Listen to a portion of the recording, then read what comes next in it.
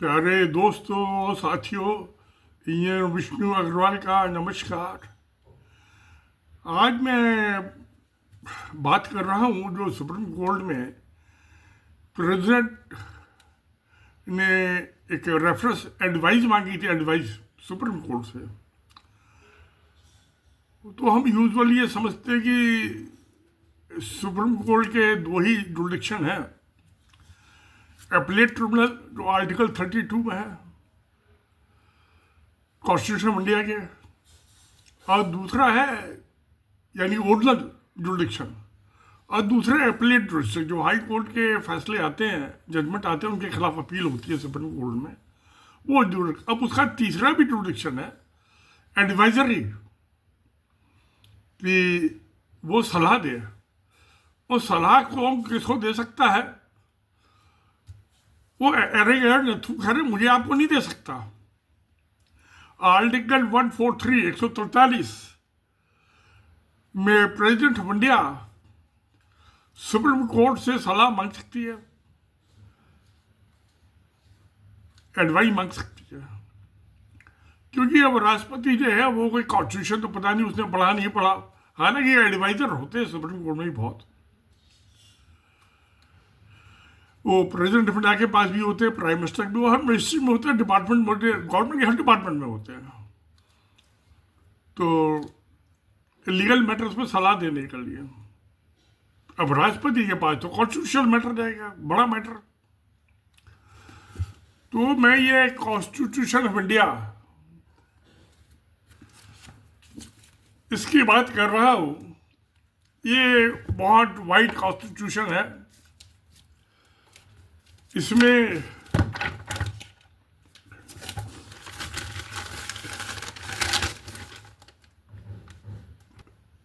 395 articles हैं, 395, और ये अपने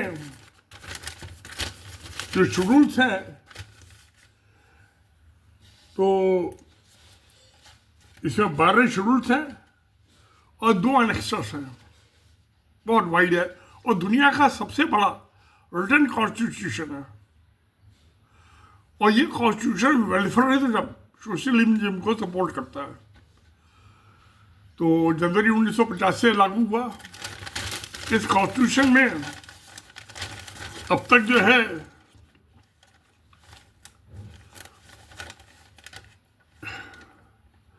106 अमेंडमेंट हो चुके हैं, 1951 से लगा के और 2023 तक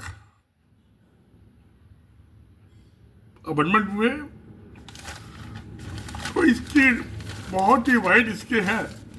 तो अब जो मैं ये बात कर रहा हूँ, उस कॉन्स्टिट्यूशन में जो मामला आया, तो अब उसमें आज जो बहस चालू हो गई है सुप्रीम कोर्ट में।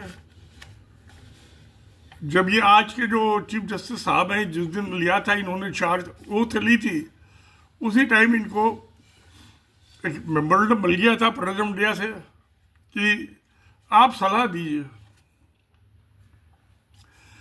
वो तो जो 5 जजेस की कॉन्स्टिट्यूशनल बेंच होती है, कॉन्स्टिट्यूशनल मैटर, वही कम से कम 5 जजेस की बेंच होती है।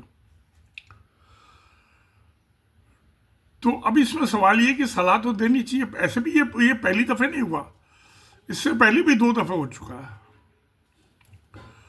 और कभी कभी प्रेसिडेंट और प्राइम मिनिस्टर के बीच में झगड़े हो जाते हैं। जब राजीव गांधी प्राइम मिनिस्टर थे, उनके पास 403 एमपी थे इलेक्टेड लोकसभा में। इतने तो नरेंद्र मोदी को तो 303 ही मिले हैं, बहुत पावरफुल प्राइम मिनिस्टर थे। तो जहां तक मुझे याद आ रहा है, वो कॉमन टेलीग्राफ एक्ट था, उसमें कुछ अमेंडमेंट थे, वो पार्लियामेंट ने पास किया। 430 एमपी की पार्लियामेंट, प्रधानमंत्री के साथ तो हो जाएगा। जो वो कुत्ते को बिल्ली बता दे तो वो भी पास हो जाएगा पार्लियामेंट से, बिल्ली को गधा बता दे वो भी पार्लियामेंट से पास हो जाएगा। तो पेपर पढ़े लिखे आदमी होते जो एमपी होते हैं, और इनमें आधे से ज्यादा तो क्रिमिनल है। तो अब ज्ञानी जेल सिंह, वो ज्ञानी जो गुरुद्वारे में होते हैं ना, ज्ञानी, वो 8वीं क्लास के इक्विवेलेंट होता, वहां तक पढ़े हुए थे, वो भी गुरमुखी में, इंग्लिश में नहीं। उन्होंने कभी कॉन्स्टिट्यूशन की शक्ल ही नहीं देखी होगी स्कूल में। वो तो गुरुद्वारे में पढ़ाई होती है जैसे ये मौलवियों की मस्जिदों में मदरसों में पढ़ाई होती है। वो अलग है सरदार जी, उनके नाम के आगे ज्ञानी था, वो क्वालिफिकेशन नहीं ज्ञानी थी, वो ना डॉक्टर थे ना इंजीनियर थे। मैं इंजीनियर तो लिखता हूं अपने नाम के आगे यार, तो मेरी डॉक्टर ने इलाज है, वो डॉक्टर है, वो लिखती है डीआर डॉक्टर। वो उनमें डिफरेंसेस हो गए। अब क्या होता है, होने ही नहीं चाहिए, अच्छी बात तो यही है, हो गए। उन्होंने बिल को जो था, जो पार्लियामेंट से पास हो गया, उसमें ऑब्जेक्शन आगे वापिस भेज दिया। पार्लियामेंट में 403 एमपी का प्राइम मिनिस्टर द्वारा पास कर दिया, सेम डे स्पेशल सेशन बुला के।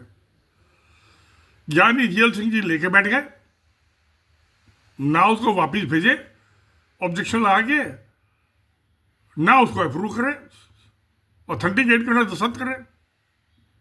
मामला जान झंझट में फंस गई। और फिर अफवाह ये उड़ने लगी कि प्रेसिडेंट जो है, प्राइम मिनिस्टर राजीव गांधी को प्राइम मिनिस्टर की पोस्ट से डिसमिस करके और किसी दूसरे को वो दिलवा देंगे। राष्ट्रपति का राइट है, डिसमिस कर सकते हैं प्राइम मिनिस्टर को, जूते मार के नहीं निकालना, ऐसी कागज में ऑर्डर करके नोटिफिकेशन इशूज होएगा प्रेसिडेंशियल हाउस से। अपॉइंटमेंट जो अपॉइंटिंग अथॉरिटी होती है, डिसमिसल अथॉरिटी और डिसिप्लिनरी भी अथॉरिटी होती है, अनुशासन तो कर सकते थे राष्ट्रपति। बस है कुछ आदमियों ने बीच बचाव करा दिया, मामला टल गया। तो ऐसा होता है। तो ये थर्ड टाइम ये है आया है प्रेसिडेंशियल रेफरेंस आर्टिकल 143 में। अब आज से इसमें उन्होंने सब स्टेट से सलाह ले ली है, अब ये डिस्कशन चालू हो गया है। तो जीनियस क्या है इसकी झगड़े की, कि हमारी जो डेमोक्रेसी है, people's government, we the people voter. अब स्टेट गवर्नमेंट को, असेंबली को इलेक्शन हुआ तमिलनाडु की, बड़ी मेजोरिटी से डीएमके पार्टी जीत गई। और 5 साल के लिए होते, गवर्नर भी 5 साल के लिए होता है, असेंबली भी पार्लियामेंट को होती है, और पार्लियामेंट भी 5 साल के लिए होती है। अब वो लेके बैठ गए, फिर 4 साल तक लिए बैठे रहे, 1 साल बाद तो खत्म हो जाते, अपना भी लैप्स हो जाते वो। अब वो दस्तखत करते हैं ना, वापिस भेजते हैं ना, अप्रूव करते हैं। तो 4 रास्ता है।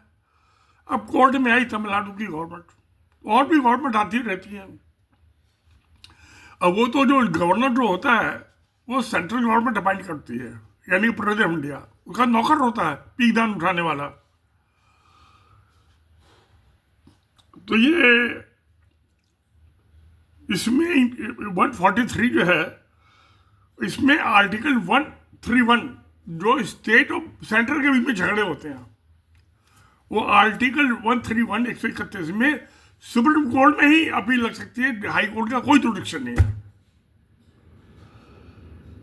जहां स्टेट गवर्नमेंट और सेंट्रल गवर्नमेंट का झगड़ा हो। अब जो है ये 142 residual power of supreme court, जिस सब्जेक्ट पे कोई कानून ना हो, कोई कॉन्स्टिट्यूशनल प्रोविजन ना हो, मगर इंसाफ करना हो, इंसाफ कर देना तो कोर्ट का ही काम है। तो ये रेजिडुअल पावर कहलाती है, ये 142 में है। और जो 1909 का सिविल प्रोसीजर कोड है, उसके 151 में ये पावर, रेजिडुअल पावर, कि कोर्ट जो है इंसाफ के करने के लिए किसी की भी बात सुन सकती है, कुछ भी कर सकती है, और कोई ऑर्डर दे सकती है, और उसको कहीं किसी कोर्ट में चैलेंज नहीं होगा।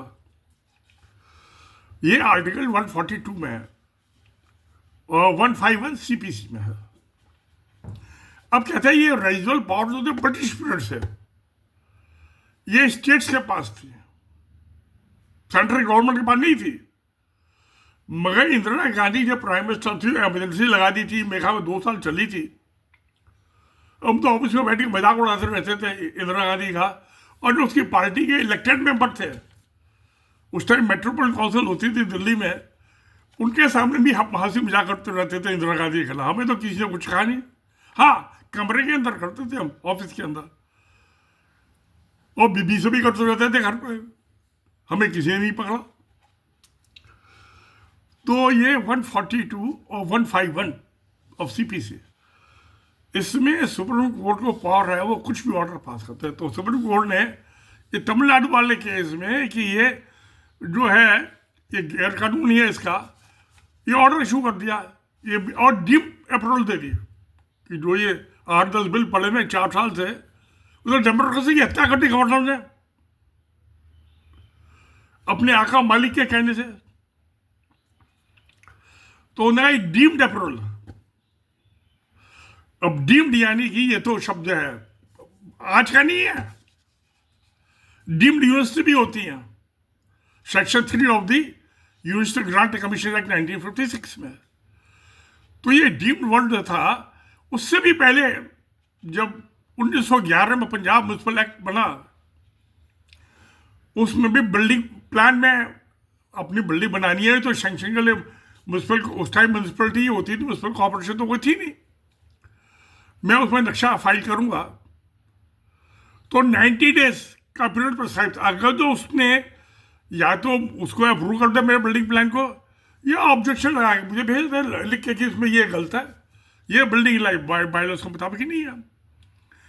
मैं 1966 में, माफ कीजिए 68 में, ये बिल्डिंग प्लान चेक करता था उनकी ऑडिट जो आते थे सैंक्शन होने के लिए।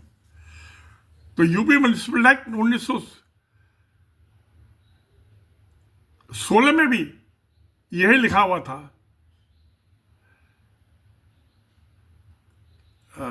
कि डीम्ड अप्रूवल, या तो आप 90 दिन में ऑब्जेक्शन लगा वापस दीजिए, नहीं तो डीम्ड अप्रूवल है, आप होगा ऑलरेडी कंस्ट्रक्शन। तो वो आदमी हमेशा 90 दिन पहले, उससे पहले ऑब्जेक्शन लगा भेज देते थे, ये होता था। तो ये डीम्ड अप्रूवल जो है, जो सुप्रीम कोर्ट की 2 जज की बेंच ने इस्तेमाल किया, वो नई चीज नहीं थी, वो तो 100 साल से ज्यादा पुरानी बात है। 1911 से कितने साल दोस्तों, कितने साल हो गए? 2025 चल रहा है, 114 साल हो गए। तो डीम्ड अप्रूवल के वहां पे भी प्रोविजन बिल्डिंग बाय लॉज में, आप जनता को हर्ष नहीं हो सकती। अब जो है ये तो रीजनल पावर बता दी मैंने, 143 में प्रेसिडेंट की पावर बता दी, फिर सुप्रीम कोर्ट सलाह ले, सुप्रीम कोर्ट सलाह देगी, सबसे सलाह मशवरा करके। अब ये 141 आर्टिकल कि जो डिसीजन है सुप्रीम कोर्ट का, वो हिंदुस्तान की सारी कोर्ट्स पे, ऑथोरिटीज पे बाइंडिंग है। ये 141 में। अब आता हूं 140, article 140, ancillary power of supreme court. Parliament की अथॉरिटी है कि इस कॉन्स्टिट्यूशन के अंदर, 1950 के कॉन्स्टिट्यूशन में, उसको सप्लीमेंट्री पावर दे दे सुप्रीम कोर्ट को। मगर मेरे ख्याल में ये आर्टिकल 140 का तब तक इस्तेमाल हुआ नहीं है पिछले 75 साल में। तो चल, जब इसका इस्तेमाल ही नहीं हुआ तो मैं रिकॉर्ड पे गया सुप्रीम कोर्ट के, सुप्रीम कॉन्स्टिट्यूशन इंडिया में। मोदी सरकार ने नहीं दिया तो और कोई सरकार दे सकती है।